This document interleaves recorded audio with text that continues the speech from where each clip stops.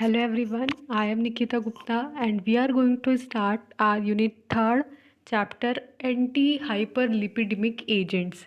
Means कि वो agent जो कि हाइपर यानी कि इंक्रीज अमाउंट ऑफ लिपिडीमिया यानी कि लिपिड का जो अमाउंट है जब ज़्यादा हो जाता है तो उसके अगेंस्ट वर्क करते हैं यानी कि लिपिड के अमाउंट को कम करते हैं। और या ये बोल सकते हैं कि जो हाइपोलिपिडेमिक कंडीशन कोज करते हैं तो इन्हें एंटी हाइपरलिपिडेमिक एजेंट और हाइपोलिपिडेमिक एजेंट भी बोल सकते हैं। So let's move, what is anti hyperlipidemic, what are the condition which is known as hyperlipidaemia and how to treat with it. So अगर हम इंट्रोडक्शन की बात करें, so cholesterol is in necessary for life as it is precursor of various sex hormones and corticosteroids. It is also useful in maintaining the integrity of the cell wall. High level of cholesterol causes atherosclerosis, which is the major cause of heart disease. Atherosclerosis is a state in which there is hardening of arteries due to accumulation and deposition of fat deposit in the intima of medium and large arteries. Means कि जैसा आप सभी को पता है कि cholesterol जो होता है वो बहुत ही इंपॉर्टेंट एलिमेंट है हमारी बॉडी के लिए। ये जो कोलेस्ट्रॉल है ये किस किस में यूज़ आता है, बहुत सारे सेक्स हार्मोन्स के फॉर्मेशन के लिए और कॉर्टिकोस्टेरॉइड्स के फॉर्मेशन के लिए, और साथ में ये यूज़फुल है सेल वॉल की इंटीग्रिटी को मेंटेन करने के लिए। लेकिन अगर कोलेस्ट्रॉल का लेवल हाई हो जाता है तो इसकी वजह से जो कंडीशन होती है उसे बोलते हैं अथेरोस्क्लेरोसिस। और ये जो अथेरोस्क्लेरोसिस है ये मेजर कोज है हार्ट डिजीज़ का। मीन्स कि हार्ट डिजीज़ जो मोस्ट ऑफ द होती है वो अथेरोस्क्लेरोसिस की वजह से होती है। अथेरोस्क्लेरोसिस जो है ये एक ऐसी स्टेट है जिसमें क्या होता है, जो आर्टरीज़ हैं उनकी हार्डनिंग हो जाती है। मीन्स कि जो आर्टरीज़ है वो इतनी हार्ड हो जाती है कि वो डायलेट नहीं हो पाती है। डायलेट और कॉन्स्ट्रिक्शन का जो प्रोसेस है वो आर्टरीज में प्रॉपरली नहीं हो पाता है। क्यों? क्योंकि जो फैट है वो डिपॉजिट हो जाता है, एक्यूमुलेट हो जाता है उनकी इंटीमा के अंदर। जो मीडियम और लार्ज आर्टरीज होती हैं उनकी इंटीमा के अंदर फैट के डिपोजिशन हो जाने की वजह से आर्टरीज जो हैं वो उनमें हार्डनिंग हो जाती है। इसकी वजह से अथेरोस्क्लेरोसिस हो जाता है और अथेरोस्क्लेरोसिस जो है हार्ट डिजीज़ का एक मेजर कोज होता है। तो इस तरीके से कोलेस्ट्रॉल का जो एक्सेस है वो डिजीज़ कंडीशन कोज करता है। देन ये जो कोलेस्ट्रॉल है दैट इज़ बेसिकली लिपोप्रोटीन्स।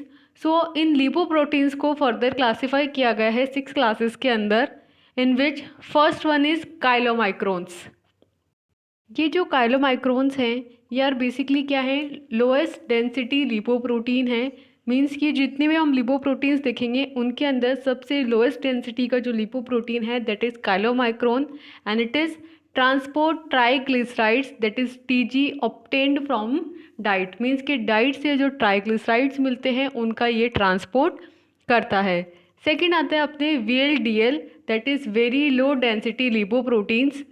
इनकी जो डेंसिटी होती है वो कंपैरेटिवली जो अदर्स हैं उनके कम होती है, इसलिए इसे वेरी लो डेंसिटी लिपोप्रोटीन बोला है।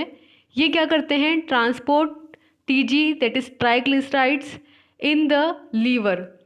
ये भी ट्राइग्लिसराइड्स को सिंथेसाइज करते हैं जो और ट्रांसपोर्ट करता है। मीन्स कि लीवर में आपके ट्राइग्लिसराइड सिंथेसाइज हुए हैं और वहाँ से फर्दर इसको ट्रांसपोर्ट करते हैं very low density lipoproteins.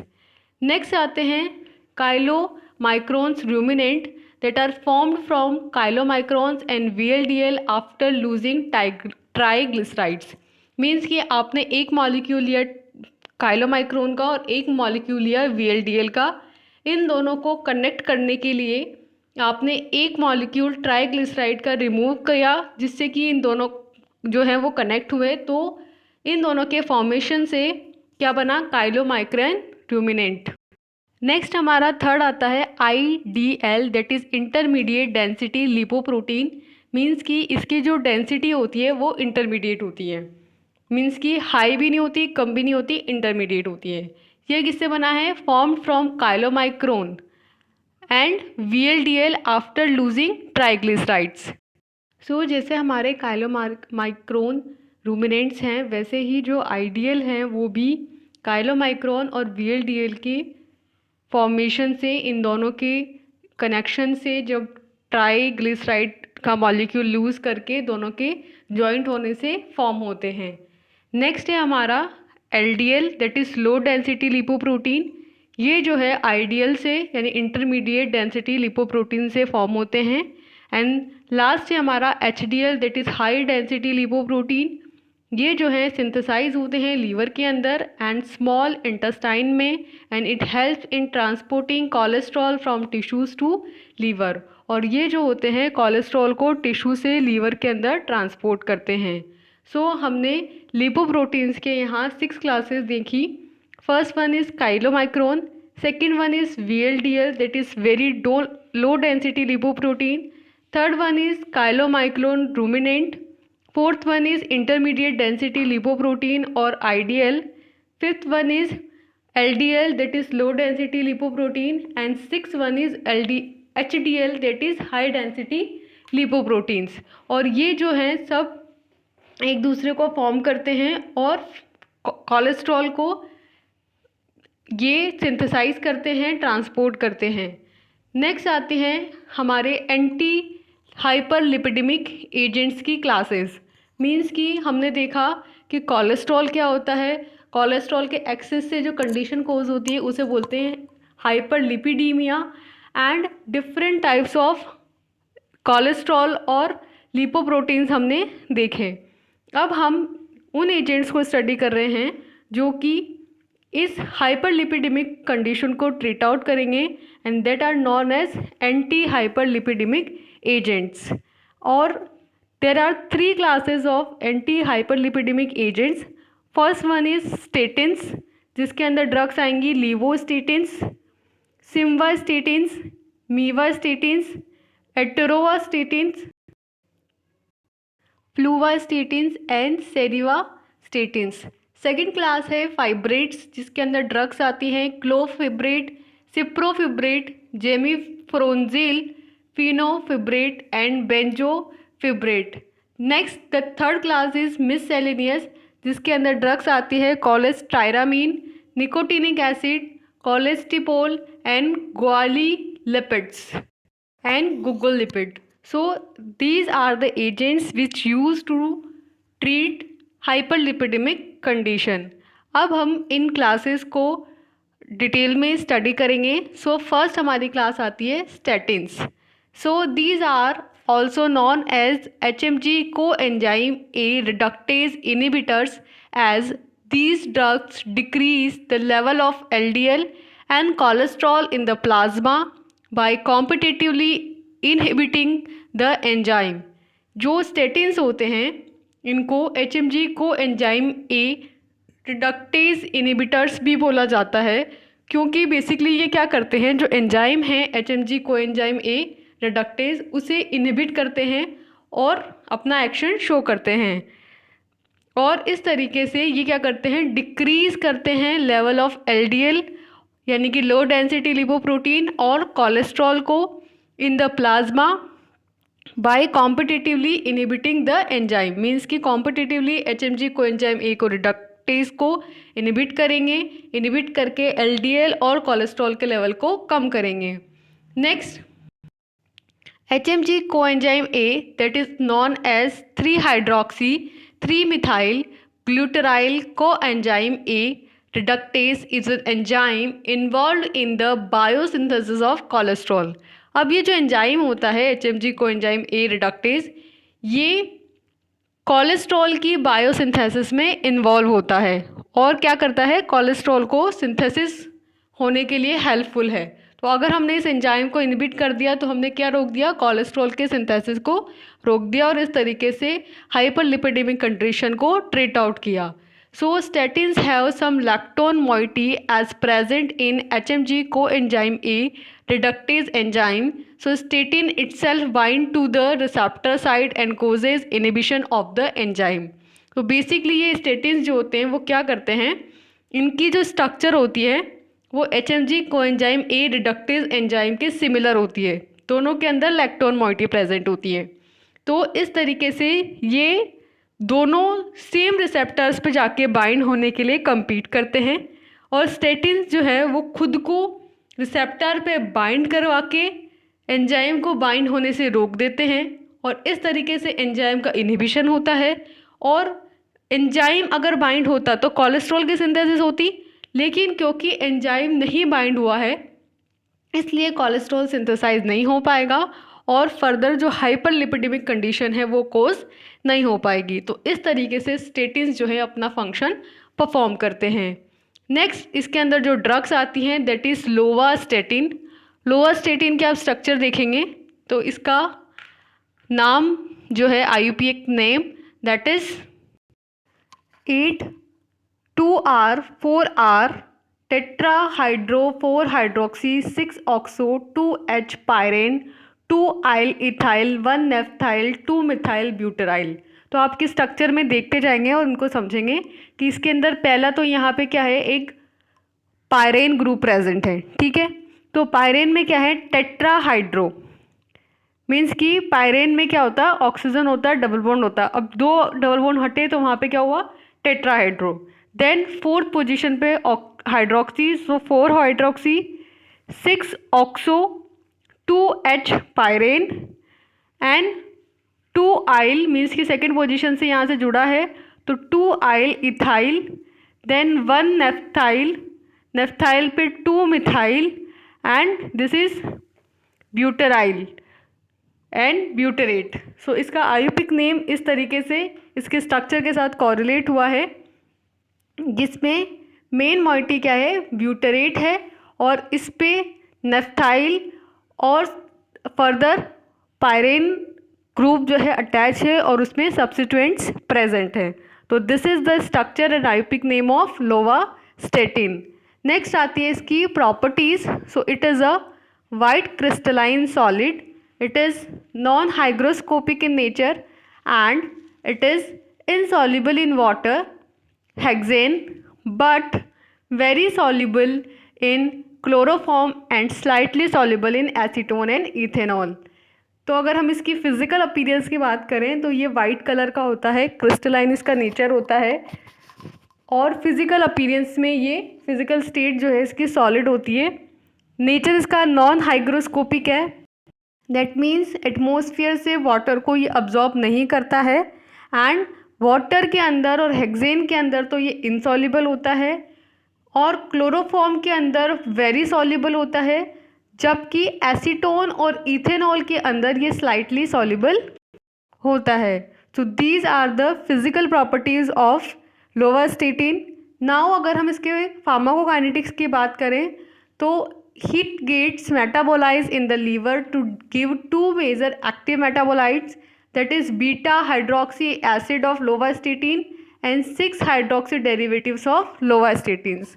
Means कि लीवर में ये मेटाबोलाइज होता है, मेटाबोलाइज होकर 2 मेटाबॉलिक प्रोडक्ट्स ही बनाता है। First one is beta hydroxy acid and second one is 6 hydroxy derivative of lovastatins. Means कि लोवास्टेटिन की बीटा पोजीशन पे या तो हाइड्रोक्सिलेशन होगा या फिर 6 पोजीशन पे हाइड्रोक्सिलेशन होगा, और इस तरीके से इसके 2 मेटाबोलाइट बनेंगे। नेक्स्ट आता है लोवास्टेटिन्स का मैकेनिज्म ऑफ एक्शन। तो it acts by inhibiting the enzyme HMG coenzyme A reductase and inhibits the biosynthesis of cholesterol.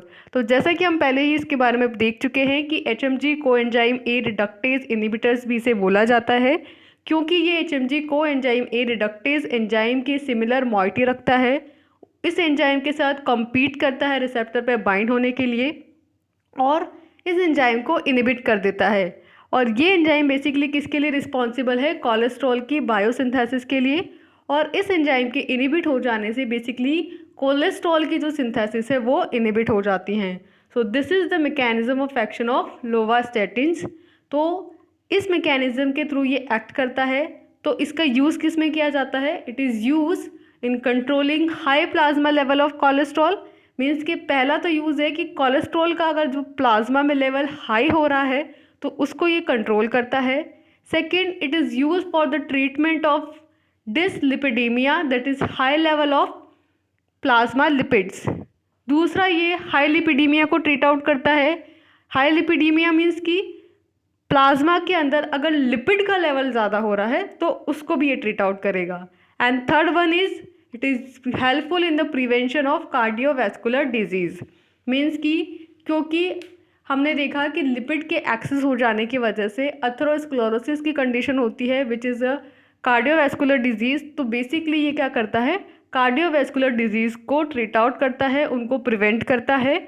तो इस तरीके से दो काम कर रहा है बेसिकली, ये लिपिड का लेवल और कोलेस्ट्रॉल का लेवल को कंट्रोल कर रहा है, कम कर रहा है, और इस तरीके से कार्डियोवैस्कुलर डिजीज़ को ट्रीट आउट कर रहा है। नेक्स्ट हमारी सेकंड क्लास आती है fibrates and which is also known as fibric acid derivatives. Means कि इसमें क्या आएंगे, फैब्रिक एसिड के डेरिवेटिव्स आते हैं और इस क्लास को बोला जाता है फाइब्रेट्स। क्या होता है fabric acid? Fabric acid is basically aryl oxyisobutyric acid and its derivatives are known as fibrates. These are selective agonists of PPAR, that is peroxisome proliferator activated receptors, and these receptors which are located in muscles, liver and other tissues, and what they are do, they increase fatty oxidation and lipoprotein lipase activity, increase VLDL clearance and increase level of HDL in the body, and also increase in the clearance of remnant particles, and this is the structure of fibrates. So fibrates क्या हैं? Fabric acid के derivative हैं। और fabric acid क्या हैं? Fabric acid basically aryl oxy, this is aryl oxy butyric acid and it's derivative, जिनको बोला जाता है फैब्रेट्स। और इसमें दो जगह आप सब्स्टिट्यूशन देख रहे हैं, एक तो R1 पोजीशन पे, एक R2 पोजीशन पे, और इनमें सब्स्टिट्यूएंट करके आप फैब्रिक एसिड के डेरिवेटिव्स सिंथेसाइज कर सकते हैं। ये जो फैब्रिक एसिड के डेरिवेटिव्स हैं ये PPAR रिसेप्टर के सेलेक्टिव एगोनिस्ट होते हैं। PPAR रिसेप्टर का मतलब होता है पेरोक्सिसोम पॉलीफरेट एक्टिवेटेड रिसेप्टर, और ये जो रिसेप्टर्स होते हैं वो मसल्स में, लीवर में और बहुत सारे अदर टिश्यूज़ में प्रेजेंट होते हैं। तो ये बेसिकली करते क्या हैं, जब फैब्रेट्स जो हैं इन रिसेप्टर्स पे बाइंड होते हैं तो ये क्या करते हैं, इंक्रीज कर देते हैं फैटी एसिड्स के ऑक्सीडेशन को। मीन्स कि फैटी जो टिश्यूज़ है, फैटी एसिड्स हैं, उनका ऑक्सीडेशन करवाएंगे और लाइपोप्रोटीन लाइपेज एक्टिविटी को बढ़ा देंगे। तो जब लाइपेज एक्टिविटी बढ़ जाएगी तो क्या होगा, लिपिड का डिग्रेडेशन होने लग जाएगा, लिपिड जो है वो उनका मेटाबॉलिज्म होने लग जाएगा, और इस तरीके से क्या होगा, इंक्रीज होगा VLDL का क्लियरेंस। मीन्स कि जो वेरी लो डेंसिटी वाले लिपोप्रोटीन्स हैं वो तो क्लियर आउट होंगे, और जो HDL है हाई डेंसिटी लिपोप्रोटीन, उसका लेवल इंक्रीज होगा बॉडी के अंदर, और इंक्रीज होगा क्लियरेंस रेमिनेंट पार्टिकल्स का। इस तरीके से इन्होंने क्या किया, जो फैटी एसिड का अमाउंट था उसे डिक्रीज किया, हाई डेंसिटी वाले लिपोप्रोटीन्स का लेवल को बढ़ाया और लो डेंसिटी वाले को कम किया, और जो भी रेमिनेंट पार्टिकल्स थे उन्हें भी एक्सक्रीट आउट किया। तो इस तरीके से फाइब्रेट्स अपना एक्शन परफॉर्म करते हैं। नेक्स्ट आती है इसके अंदर ड्रग। तो इसके अंदर जो ड्रग आती है दैट इज़ क्लोफाइब्रेट, जिसमें बेसिकली क्या किया गया, R पोजीशन पे CH3 और R2 पोजीशन पे क्लोरीन का सब्स्टिट्यूशन किया गया।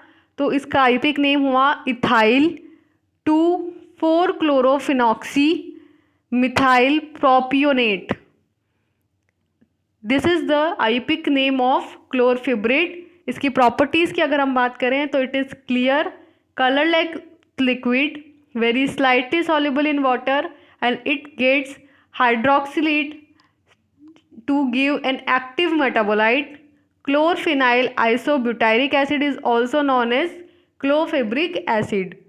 तो इसके अगर हम फिजिकल अपीयरेंस की बात करें तो क्लियरली कलरलेस लिक्विड होता है ये, इसका जो स्टेट है वो लिक्विड है, और ये वाटर के अंदर हाईली सॉल्युबल होता है, अब जब इसका मेटाबॉलिज्म हो रहा होता है तो इसमें हाइड्रोक्सिलेशन होता है और इसका जो एक्टिव मेटाबोलाइट होता है that is chlorophenyl isobutyric acid and that is also known as clofibric acid.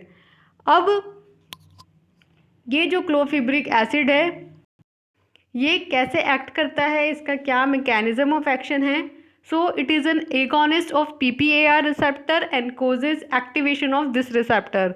तो जैसा कि अभी हमने प्रीवियसली देखा कि इस क्लास के जो 8 ड्रग्स होते हैं फिब्रेट्स के, ये बेसिकली PPAR रिसेप्टर के एगोनिस्ट होते हैं। इस रिसेप्टर को ये एक्टिवेट करते हैं और ये रिसेप्टर क्या करता है, जो VLDL है उसके क्लियरेंस को बढ़ाता है, HDL को बॉडी में इंक्रीज करता है और जो भी रूमिनेंट्स होते हैं उनको क्लियर आउट करता है और इस तरीके से जो लाइपेज एक्टिविटी है, कोलेस्ट्रॉल का डिग्रेडेशन है, उसको ये इन्हांस करता है। सो बेसिकली इसका यूज़ किसके लिए किया जाएगा इस तरीके से? It is use in the treatment of type 3 hyperlipoproteinaemia. It is also use in the treatment of hypertriglyceridaemia and it is used for controlling the level of cholesterol and lipoproteins. So किस किस में use किया गया इसका? पहला hyper लिपोप्रोटीनेमिया के type 3 के अंदर, सेकंड हाइपर ग्लिसरेडीमिया के ट्रीटमेंट में और थर्ड इसका कोलेस्ट्रॉल और लिपोप्रोटीन्स के लेवल को ये कंट्रोल करता है। So this is all about fibrates. Next हमारे थर्ड क्लास आती है मिससेलेनियस, जिसके अंदर अदर जो भी ड्रग्स हैं जो इन दोनों क्लासेस के अंदर नहीं आएंगी वो इसमें आएंगी, जिनका different different mechanism of action होगा। So this category includes bile acid binding resins. इसके अंदर कौन कौन से ड्रग्स आ रही हैं? वो जो कि बाइल एसिड बाइंडिंग रेजिन्स होती हैं। These resins are basically anionic exchange resins which bind with bile acid and that bile acid is secreted by the liver and get reabsorbed in the liver. If somehow these bile acids get lost by the body, then the metabolism of the cholesterol to synthesize more bile acid means कि इस category के अंदर जो drugs आती हैं वो bile acid binding resins होती हैं, मीन्स कि वो रेजिन्स जो कि बाइल एसिड के साथ बाइंड करेंगे। तो इनमें जो रेजिन्स आते हैं वो बेसिकली क्या होते हैं? आयन एक्सचेंज रेजिन्स होते हैं। ये जो आयन एक्सचेंज रेजिन हैं ये बाइल एसिड के साथ बाइंड होंगे और ये जो बाइल एसिड है ये कहाँ से सिक्रीट हुआ है? लीवर से, और लीवर में ही ये रीअब्जॉर्ब हो जाता है। तो अगर इन केस ये जो बाइल एसिड है ये बॉडी से लॉस्ट हो जाएगा तो कोलेस्ट्रॉल का जो मेटाबॉलिज्म है वो सिंथेसाइज करेगा और भी ज़्यादा बाइल एसिड्स को। तो इस तरीके से बाइल एसिड का जो लेवल है वो कोलेस्ट्रॉल के मेटाबॉलिज्म को अफेक्ट करता है। मीन्स कि बेसिकली क्या किया कि बाइल एसिड कहाँ पे बन रहा है? लीवर में, और लीवर में ही से ही सिक्रीट आउट हो रहा है, लीवर में ही रीअब्जॉर्ब हो रहा है। अब लीवर से जब वो निकल के बाहर आएगा बाइल एसिड, तो हमने क्या दिया? बाइल एसिड बाइंडिंग रेजिन्स दे दिए। तो उन्होंने क्या किया? बाइल एसिड को बाइंड कर लिया। तो इस तरीके से बाइल एसिड तो क्या हो जाएंगे? लॉस्ट हो जाएंगे बॉडी से। अब क्योंकि बाइल एसिड्स का लेवल कम हो गया है तो कोलेस्ट्रॉल जो है उससे और ज़्यादा बाइल एसिड्स को सिंथेसाइज किया जाएगा और कोलेस्ट्रॉल का लेवल इसमें कम हो जाएगा क्योंकि कोलेस्ट्रॉल मेटाबोलाइज होता चला जाएगा। तो इस तरीके से हमने एक अनोदर वे यहाँ पे डिस्कवर किया जिससे कि कोलेस्ट्रॉल का लेवल कम होगा, कोलेस्ट्रॉल का मेटाबॉलिज्म होगा। सो इसके अंदर जो ड्रग्स आती हैं that is cholestyramine and it is basic ionic exchange resin and having styrene divinyl benzene copolymer with quaternary ammonium group. Means कि ये क्या है? बेसिक आयनिक एक्सचेंज रेजिन होते हैं। इनके अंदर क्या होती है? स्टाइरिन डिवाइनाइल बेंजीन कोपॉलीमर ये रिंग होती हैं विथ क्वाटर्नरी अमोनियम ग्रुप, यानी कि इनकी एक कॉम्प्लेक्स स्ट्रक्चर है जिसके अंदर पहला तो स्टाइरिन डाइविनाइल और बेंजीन रिंग होगी और वो कोपॉलीमर होती है अमोनियम ग्रुप के साथ। तो इस तरीके से इनकी स्ट्रक्चर जो है वो बनी होती है। अगर हम इनकी प्रॉपर्टीज़ की बात करें तो इट इज़ अ वाइट और of white powder and it is hygroscopic in nature, it is insoluble in water and it must be stored in air tight container protected from light. इसका colour जो है वो white two of white होता है, powder की form में ये आपको मिलेगा और नेचर से जो मॉइस्चर होता है उसे ये अब्जॉर्ब कर लेता है। तो इसलिए आपको इसे एयर टाइट क्लोज कंटेनर में पैक करके रखना है। लाइट के प्रेजेंस में ये डिग्रेड हो सकता है, इसलिए इसे लाइट से प्रोटेक्ट करके रखना है। और ये जो होता है ये वाटर के अंदर इनसॉल्युबल होता है, यानी कि एटमॉस्फेयर से वाटर को अब्जॉर्ब तो करता है लेकिन वाटर में डिज़ोल्व नहीं होगा ये। तो ये आपको ध्यान रखना है क्योंकि इसके स्ट्रक्चर जो है वो काफ़ी कॉम्प्लेक्स हैं और इस वजह से ये वाटर में सॉल्युबलाइज नहीं हो पाता है। नेक्स्ट हमारे पास जो इसमें सेकंड ड्रग आती है दैट इज़ कोलेस्टिपॉल। कोलेस्टिपॉल की अगर हम बात करें तो it is copolymer of diethylene triamine. तो आप स्ट्रक्चर में देखेंगे कि इसमें क्या है, डाई इथाइलिन ट्राइअमीन जो है रिंग प्रेजेंट है and chloro 2,3 epoxy propane, chloro group present है और 2,3 पोजीशन पे इपॉक्सी ग्रुप प्रेजेंट है। So this is the structure and description about it कि ये क्या है, डाईइथाइलिन ट्राइअमीन, दिस इज डाईइथाइलिन ट्राइअमीन। उनका बार बार रिपीटेशन होगा, एक कॉमन स्ट्रक्चर देखिए हमने, this is the common structure और इस कॉमन स्ट्रक्चर का क्या हो रहा है, बार बार रिपीटेशन हो रहा है। This is diethylene and chloro 2,3 epoxy propane और इसका क्या हो रहा है, बार बार कोपॉलीमर है यानी कि एन मतलब की रिपीटेड फॉर्म में ये आपस में बार बार चेन बाय चेन कनेक्ट होती जा रही हैं। तो इस तरीके से ये कोपॉलीमर है।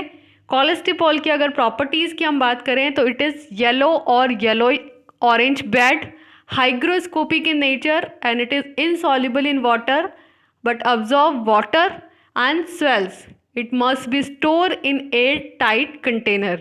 मीन्स कि इसका जो कलर है वो येलो टू ऑरेंज कलर है, इसकी ये बीड्स की फॉर्म में मिलता है और इसकी जो ये बीड्स हैं ये एटमॉस्फेयर से मॉइस्चर को अब्जॉर्ब कर लेती हैं। तो ये हाइग्रोस्कोपिक इसका नेचर है। वाटर के अंदर ये इनसॉल्युबल होता है, इजीली नहीं सॉल्युबल हो पाता है, घुल नहीं पाता है, लेकिन ये वाटर से जो है अब्जॉर्ब करता है, एटमॉस्फेयर से अब्जॉर्ब करके स्वेल अप हो जाता है, बीड्स की फॉर्म में प्रेजेंट होता है और इसकी जो बीड्स हैं वो स्वेल हो जाएंगी, इसलिए इसे एयर टाइट कंटेनर में स्टोर करके रखा जाता है।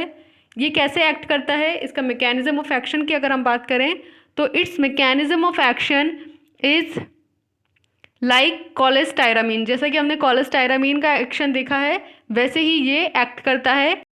सो दोनों ही जो बाइल एसिड सिक्वेस्ट्रेंस हैं इनका कॉमन मैकेनिज्म ऑफ एक्शन ये है कि ये बाइल एसिड के साथ बाइंड हो जाते हैं, बाइल एसिड का लेवल कम करते हैं ताकि कोलेस्ट्रॉल से ज़्यादा बाइल एसिड बनाए लीवर के अंदर और इस तरीके से कोलेस्ट्रॉल का लेवल कम हो जाए। तो इसका यूज़ किया जाता है in the treatment of hypercholesterolaemias and it reduces plasma level of lipids, so used in the treatment of hypolipoproteinemia। तो फर्स्टली इसका यूज़ किस में किया गया है, हाइपर कोलेस्ट्रेमिया में, और सेकेंडली हाइपर लिपोप्रोटीनेमिया में। तो इस तरीके से ये लिपिड के लेवल को कम करता है और लिपोप्रोटीन्स के लेवल को कम करता है। तो हमने अगर समराइज करें कंप्लीट चैप्टर को तो हमने स्टार्ट किया था हाइपर लिपिडेमिक एजेंट्स, जिसके अंदर हमने देखा कि हाइपर लिपिडेमिक कंडीशन जो है वो कोलेस्ट्रॉल का लेवल जब इंक्रीज़ हो जाता है बॉडी में तो उसे बोलते हैं, जिसकी वजह से अथेरोस्क्लेरोसिस करके डिजीज़ कोज हो सकती है। तो इसलिए इसके ट्रीटमेंट की ज़रूरत होती है और एंटी हाइपर लिपिडेमिक एजेंट्स दिए जाते हैं। फिर हमने लिपोप्रोटीन्स के 6 टाइप्स हमने देखे एंड देन हमने क्लासिफिकेशन देखा हाइपर लिपिडेमिक एजेंट्स का, जिसके अंदर हमने 3 क्लासेस देखी, स्टेटिन्स, फिब्रेट्स एंड मिससेलेनियस। एंड देन हमने इन तीनों क्लासेस को स्टडी किया, इनका मैकेनिज्म ऑफ एक्शन देखा और इनके अंदर ड्रग्स देखी, उन ड्रग्स की प्रॉपर्टीज़, उनके यूजेस और उनके स्ट्रक्चर्स को स्टडी किया। So this is all we have studies in this chapter. So for now, thank you and all the best.